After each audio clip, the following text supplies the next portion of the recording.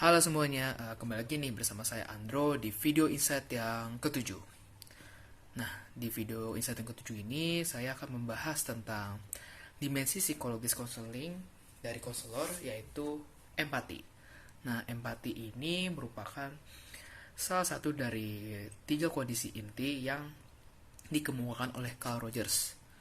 Nah, langsung aja kita masuk ya ke dalam pembahasannya. Jadi, di dalam empati ini nanti saya akan membahas tentang definisi dari empati, kemudian tipe-tipe empati, lalu ada gambar 4 elemen empati.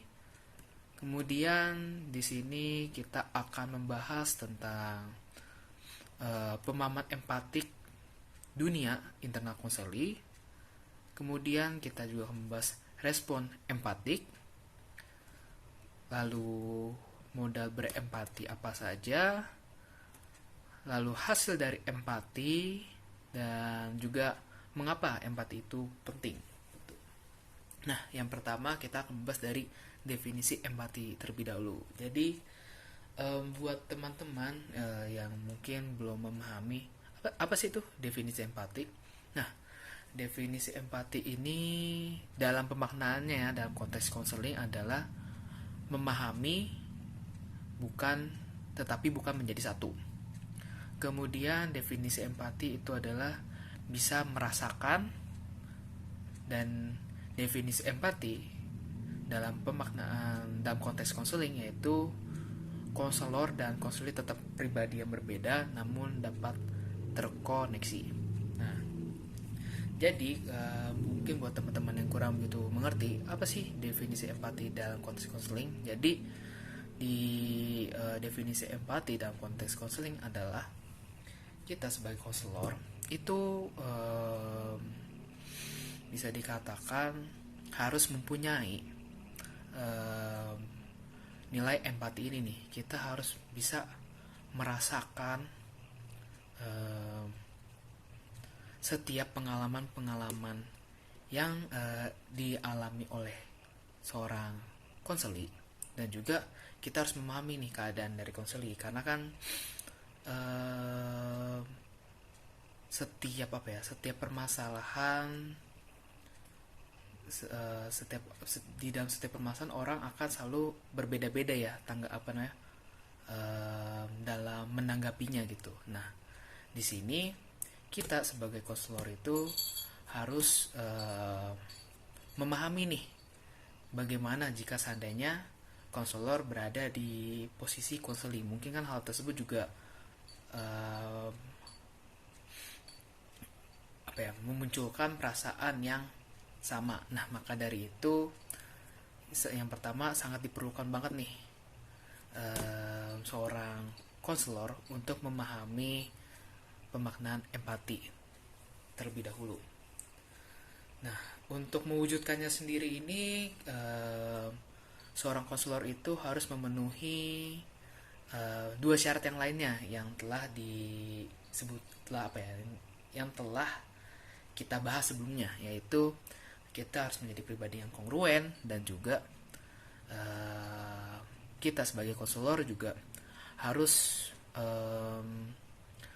memiliki sikap yang menerima tanpa syarat.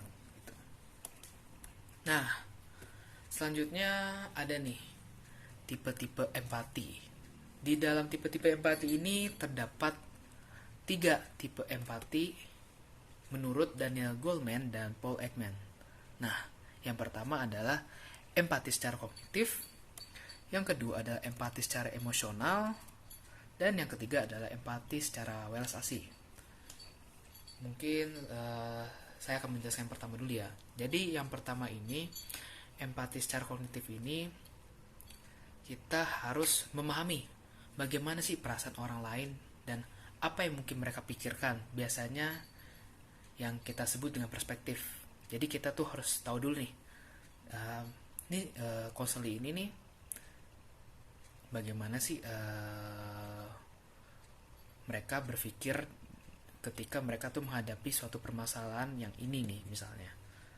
Nah, di situ kita harus memahami. Kemudian di dalam empati secara kognitif ini kita harus menggunakan persepsi kita untuk memahami perspektif orang lain juga. Itu dari empati secara kognitif, kurang lebih seperti itu. Nah, kemudian ada empati secara emosional. Empati secara emosional adalah saat kita merasakan apa yang dirasakan orang lain secara fisik, seperti menular. Nah, hal ini nih biasanya melibatkan perasaan, sensasi, fisiologis, mirror neuron di otak. Nah, di dalam empati secara emosional ini juga bisa menumbuhkan koneksi emosional mendalam namun bisa terasa berlebihan. Nah, jadi kayak apa ya mungkin ya? Seorang konseli misalnya dia itu melakukan percobaan bunuh diri dan seorang konseli ini melakukan percobaan bunuh dirinya dengan apa ya? Yang agak sedikit menular, seperti dia itu menyayat tangannya gitu, menyayat tangannya dia. Pastinya kan di dalam hal tersebut pasti sangat menyakitkan ya. Kalau jika kita melihatnya saja, kita pasti akan merasakan kayak hal tersebut pasti akan kayak aduh, kayak sedih banget. Kemudian kita juga merasa kayak itu mungkin sakitnya mungkin nggak main-main kan. Nah, di sini secara tidak langsung empati secara emosional dalam diri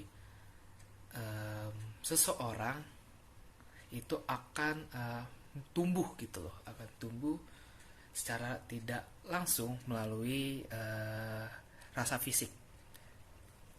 Dan juga bisa dikatakan empati secara emosional ini juga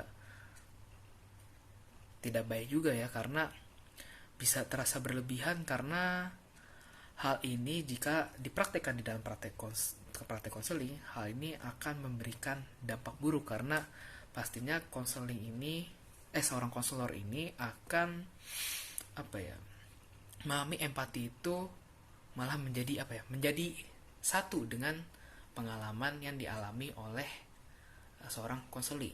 Nah, itu mungkin tidak disarankan ya kalau demikian gitu.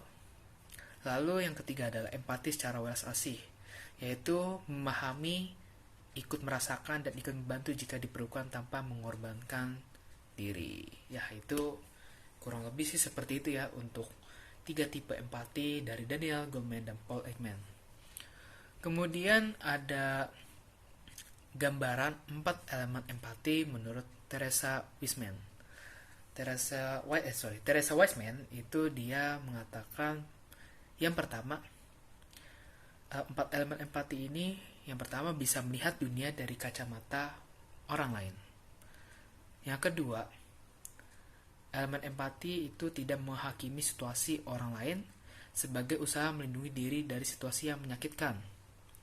Dan yang ketiga, elemen empati ini memahami perasaan orang lain. Dan yang terakhir adalah mengkomunikasikan pemahaman. Jadi kalau kita tahu ya, empati ini tidak memiliki nilai judgment, yaitu menghakimi, karena di sini nilai empati ini sangat apa ya, bisa dikatakan ya, nilai yang sangat berbanding terbalik dengan menghakimi. Kan kalau kita tuh melihat, kalau menghakimi ini berarti kita tuh menganggap bahwa orang ini nih, pandangan orang ini salah, dan juga menganggap bahwa pandangan kita tuh lebih benar. Jika kita misalnya jika konselit tidak mengikuti pemahaman kita atau mungkin pemahaman masyarakat, itu dianggap salah. Nah, di dalam empati ini hal tersebut tuh tidak ada. Mereka menganggap bahwa konseli ini, walaupun mereka mempunyai pandangan yang berbeda, kita tuh sebagai konselor itu harus memakluminya gitu. Kita harus memahaminya kenapa mereka bisa begitu gitu. Itu dari 4 elemen empati. Sambutnya ada nih, em, Rogers juga mengatakan bahwa empati itu adalah mendengarkan dengan penuh perhatian. Jadi jika kalian tahu ya, mungkin nanti untuk video Rogers bisa nanti saya taruhkan di deskripsi. Di situ Rogers mengajarkan beberapa bentuk empati, yaitu dengan mendengarkan dengan penuh perhatian. Maksudnya adalah mendengarkan yang efektif ya, mungkin kalau kita kenal ya. Jadi dia itu menerapkan dengan mendengarkan kata-kata yang dipilih konseli dan berkomunikasi. Nah, jadi di dalam praktiknya Rogers ini menekankan bahwa kita itu kalau mau mengenal konseli gitu kan istilahnya, kita tuh harus tahu nih bahwa konseli ini dalam berkomunikasi itu kata-kata apa aja yang sering dikatakan oleh dia. Nah, nanti di dalam kata-kata tersebut biasanya si Rogers ini bakal merecalling ya, bisa dikatakan merecalling atau mengambil benang merah apa yang dikatakan oleh konseli. Nah, hal ini nih nyatanya adalah salah satu bentuk dari empati. Ini yang pertama. Kemudian Rogers juga mengatakan bahwa kita tuh harus mendengarkan perasaan apa yang ada di balik intonasi kata-katanya. Seperti apa ya? Seperti ketika konseli mengatakan dia, misalnya contoh, dia kepada orang, misalnya orang yang nggak disukai oleh seorang konseli, kata dia dengan nada yang intonasi yang keras, yang tegas atau sebagainya. Nah, di situ kita harus tahu nih bahwa oh ternyata konseli ini nih ada perasaan tertentu di balik kata-kata tersebut. Nah, itu merupakan salah satu bentuk empati yang bisa kita berikan. Jadi kita bisa memahami bahwa di balik intonasi kata-kata tertentu kita akan mengetahui nih, oh ternyata dia nih merasa tertekan atau merasa sedih atau merasa marah ketika mereka menggunakan kata-kata tertentu dan intonasi kata-kata yang mungkin dianggap oleh mungkin agak sedikit bisa dibilang agak sedikit aneh ya kali ya, bisa dikatakan. Dan yang ketiga, Rogers ini juga menganggap bahwa empati ini bisa mengkomunikasikan pola perasaan di balik apa yang dikatakan konseli. Ya, kurang lebih hampir sama dengan yang di atas. Jadi pas secara tidak langsung kita tuh bisa mengkomunikasikan perasaan kita, kita bisa memahami perasaan konseli dengan kita di balik kata-kata yang dirasakan oleh konseli, dan itu dipahaminya oleh Roger sebagai bentuk empati. Nah, kemudian kita kan tadi telah membahas tentang empati dan komunikasi kan ya, dan juga mendengarkan.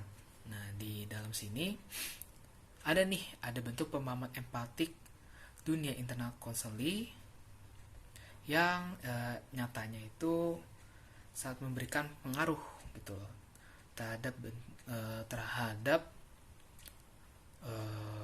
nilai empati ini, yaitu tidak semua bagian dalam diri konseli dipahami secara sadar karena mereka tidak dapat mengkomunikasikan secara akurat apa yang dialami dan juga tidak menyadari dampak pengalaman dan juga tidak menyadari pesan ganda.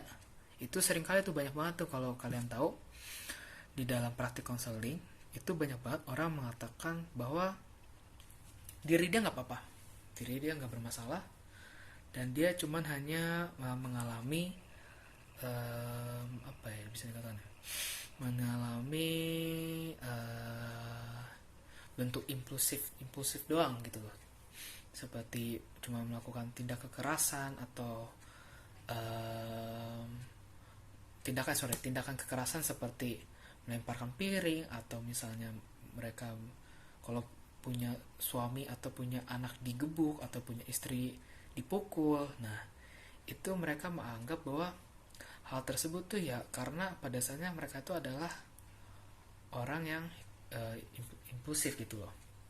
Tapi nyatanya di dalam interaksi tersebut mereka tuh nggak memahami secara sadar bahwa mereka ini mempunyai mempunyai permasalahan yang yang menyebabkan hal-hal tersebut gitu loh.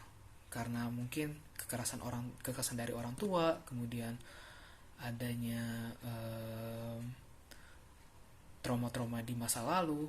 Nah, karena hal tersebut mereka tuh tidak dapat mengkomunikasikannya secara akurat gitu loh. Dan karena mereka tidak menyadari dampak pengalaman, dan juga mereka juga tidak menyadari pesan ganda yang sebenarnya mereka tuh pengen ngomong tapi mereka nggak sadar, atau mereka mungkin agak ragu untuk, mereka tahu tapi mereka agak sedikit menutup dirinya. Itu banyak banget sih, untuk banyak banget di dalam praktiknya gitu. Lalu bagaimana sih kita sebagai konselor untuk merespon hal tersebut? Jadi yang pertama adalah kita harus membantu membahasakan keadaan internal konseling supaya muncul pemahaman yang sadar setelah konseling menyampaikannya. Nah, yang kedua adalah tidak menginterpretasikan, atau dapat dikatakan jangan hanya asumsi-asumsi belaka. Dan yang terakhir adalah jangan memberikan nasihat dan juga saran. Itu kalau dalam praktik konseling ya, nasihat dan saran tuh memang nggak terlalu, bukan menjadi fokus dalam praktiknya gitu. Karena kalau di dalam praktik konseling ini sendiri, kita harus memahami bahwa konselor ini adalah sebagai media untuk membantu konseli itu mengenal dirinya untuk mengatasi masalahnya mereka. Dan di sini konseli itu ya tidak boleh memberikan saran dan nasihat, karena semua itu kembali lagi kepada konseli. Karena kan di dalam konseling humanistik ini kita mengenal bahwa seorang konseli itu sebenarnya mereka ini mempunyai potensi tapi mereka tuh tidak memahaminya, dan maksudnya mereka tidak menemukannya. Nah, di sini seorang konselor tuh harus menekankan bahwa konselor ini nih harus mengenal dirinya sendiri melalui dirinya mereka gitu, bukan dari kita sebagai mediator. Nah, itu mungkin dari pemahaman empatik dunia internal konseling. Selanjutnya, respon empatik atau reflection of feeling. Nah, di dalam respon empatik ini hal yang bisa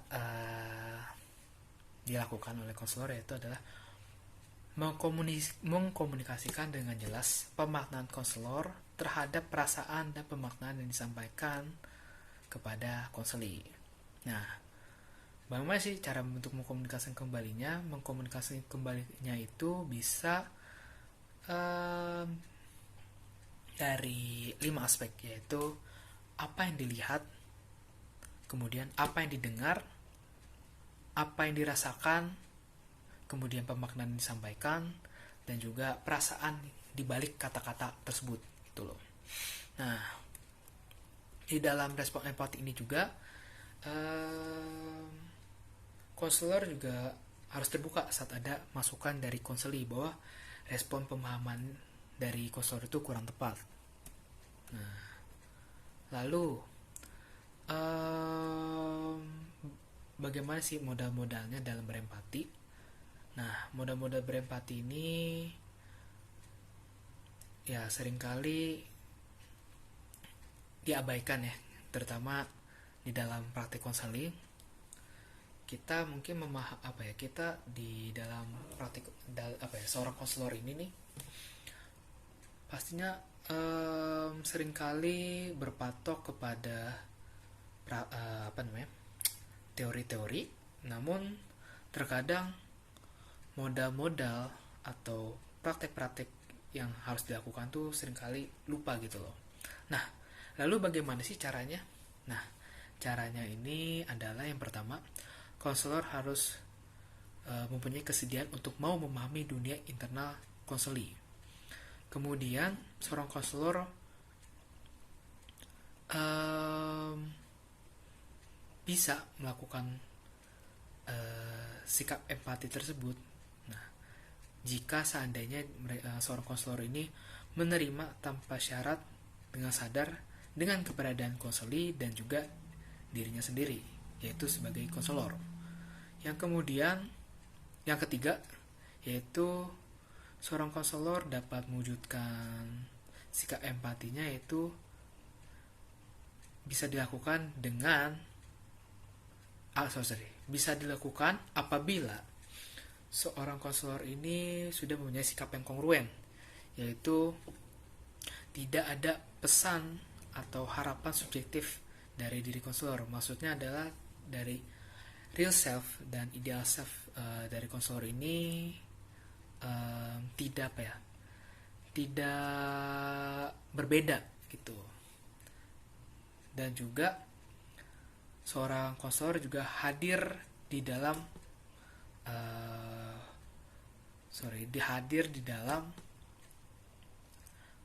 saat itu juga kalau untuk mewujudkan sikap berempati. Maksudnya adalah seorang konselor ini harus hadir di dalam praktik konseling sesuai dengan bisa dikatakan ya,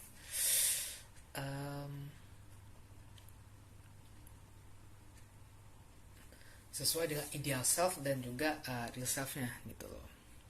Jadi itu 3 dari sikap modal berempati. Lalu tidak lupa juga kalau di dalam modal berempati ini konselor juga harus sadar diri ibaratnya. Jadi seorang konselor ini harus menempatkan diri menjadi orang yang tidak lebih ahli dari konseling gitu. Terkadang kan seorang konselor itu ya kadang-kadang so tahu karena mereka menganggap dirinya itu hebat dan menganggap dirinya mereka bisa membantu orang lain. Terkadang tuh seringkali seorang konselor ini merasa lebih superior dibandingkan konseli. Nah, hal ini nih nyatanya berdampak buruk kepada praktik konseling, karena dengan adanya sikap superior dari konselor yang menempatkan dirinya lebih baik dari konseli, akibatnya ya sebuah praktik konseling yang tidak akan berjalan dengan baik gitu. Dan tiga kondisi inti atau three core condition yang dikemukakan oleh Carl Rogers itu tidak terlaksana dengan baik gitu. Lalu tadi kan kita sudah membahas mengenai modal berempati, respon empatik, kemudian pemahaman empatik, dan definisi juga kan ya kalau kita tadi sudah membahas. Nah, selanjutnya apa sih hasil dari empati? Maksudnya dari empati ini nih, hasil apa sih yang bisa didapatkan oleh seorang konseli dari diri kita nih? Nah, yang pertama adalah konseli percaya pada konselor untuk terbuka akibat dari hasil empati yang diberikan oleh konselor kepada konseli. Kemudian konseli juga nyaman menjadi dirinya sendiri. Yang ketiga, konseli mulai berempati pada diri dan ada rasa peduli pada diri sendiri juga. Kemudian konseli mulai menerima diri. Lalu konseli mulai memproses pemaknaan pengalaman dan experiencing. Kemudian konseli mulai mengenali dinamika dunia internalnya. Dan juga konselor juga mulai merasa terkoneksi, yaitu sebagai manusia, dan rasa kesendirian atau shame itu berkurang. Nah, itu dari hasil empatinya. Lalu mungkin dari kalian juga bertanya-tanya ya, mengapa sih empati itu penting? Jadi empati ini sangat penting untuk dipahami, bukan hanya sebagai konselor aja ya, tapi untuk kalian semua, yaitu dengan adanya empati adalah bisa membantu konseling, atau mungkin buat kalian yang bukan menjadi seorang konselor itu bisa membantu orang lain untuk keluar dari perasaan terasing atau terpojokan lah istilahnya. Karena kan jika kalian tahu, terkadang ada nih kalau di dalam praktik konseling, seorang konseling ini mereka itu tidak terbuka, dan juga terkadang ada juga yang merasa terasingkan gitu dengan dirinya sendiri terhadap orang lain. Nah di sini nih, dengan adanya rasa sikap empati diharapkan bisa membantu konseli atau orang lain, atau mungkin seandainya kalau kalian punya teman kalian, untuk keluar dari perasaan buruk dari mereka gitu loh. Kemudian empati itu memiliki nilai yang cukup penting karena empati dapat membantu konseli atau teman kalian untuk merasakan rasa penerimaan dan kebersamaan. Karena kan dengan adanya empati ini kita pasti terbuka, dan pastinya mereka sangat senang dong, karena kita bisa menerima mereka dengan tulus, dengan tanpa syarat. Nah di sini nih, nyatanya secara sadar dan maupun tidak sadar, hal ini akan membantu seorang konseli atau teman kalian itu merasakan, oh ternyata saya diterima nih oleh si A, atau mungkin kita dihargai keberadaan kita dengan si B. Nah di sini menekankan mengapa empati itu penting, dan nyatanya itu akan membantu mereka untuk merasakan koneksi dirinya sebagai manusia, dan akibatnya adalah mereka bisa terhubung dengan potensi, kemudian dengan kemanusiaan mereka sendiri, dan juga diharapkan mereka bisa memahami identitas diri mereka lebih mendalam. Oke, mungkin itu aja sih kalau tentang dari empati ya.